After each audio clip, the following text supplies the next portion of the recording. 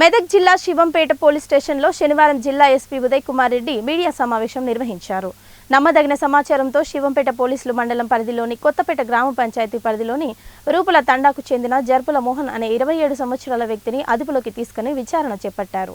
ఈ విచారణలో చోరీ విషయం బయటపడింది.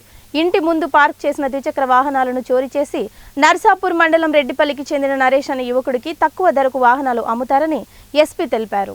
వీరి ఇరువురు నుండి 18 ద్విచక్ర వాహనాలను స్వాధీనం చేసుకుని ఇరువురిని రిమాండ్కు తరలించినట్లు ఎస్పీ తెలిపారు.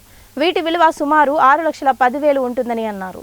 ఈ కేసును చాకచక్యంగా ఛేదించిన DSP Venkatareddy, Toopran CI Krishna, SI Mahipal రెడ్డితో పాటు సిసిఎస్ పోలీస్ సిబ్బందిని అభినందించారు.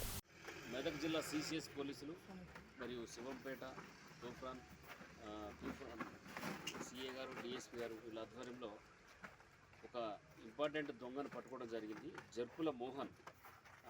ఈయనది ఇక్కడ ఈ శివంపేట మండలమే, కొత్తపేట గ్రామం. ఈయన పట్టుకొని ఇంటరాక్షన్ చేస్తే దాదాపు ఒక 17 మోటార్ సైకిల్, ఒక స్కూటీ రికవరీ చేసినాము.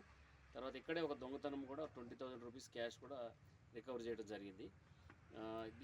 ఈయన దొంగతనం చేసిన బండ్లలో నుంచి ఒక 5 బండ్లని ఎర్ల నరేష్ అనే రెడ్డిపల్లి గ్రామం, నర్సాపూర్ మండలము ఆయనకు అమ్మితే ఆయన మీద కూడా 511 మన ఇప్పుడు దొంగ సొత్తు కొన్న కేసులో పెట్టడం జరిగింది. వీళ్ళిద్దరి దగ్గర నుంచి దాదాపు ఇప్పుడు మనం 18 వెహికల్స్ రికవరీ చేసాము. నియర్లీ 5,90,000 రూపాయల ప్రాపర్టీ రికవరీ చేసి దీంట్లో శివంపేట పోలీస్ స్టేషన్ 2 కేసులు ఉన్నాయి.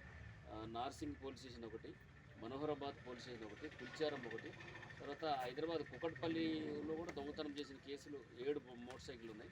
తర్వాత కేపీహెచ్పిది కూడా 3 మోటార్ సైకిల్ ఉన్నాయి. శాంతినగర్